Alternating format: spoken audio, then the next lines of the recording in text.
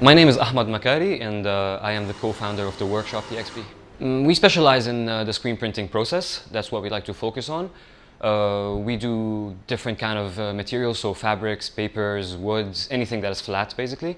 We also do embroidery, and we do also live screen printing, which is a concept that we've been doing with a lot of brands here. What most people need to know about screen printing is that it's a bulk method. So basically there are minimum orders to follow. Usually they are very small, like we'd like to keep it at very low just because we'd like to work with, again, like small creative people, like, opposing to the corporations. The screen printing process usually uses emulsion that is light sensitive.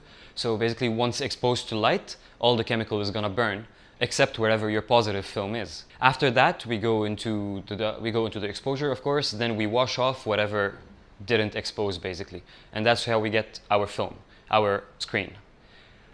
After we've placed it wherever we want, we make sure the registration is correct, we make sure the placement is correct of whatever material you are printing. That's where we place our paint, and using our squeegee, most important thing in screen printing, we just go ahead and pull our print.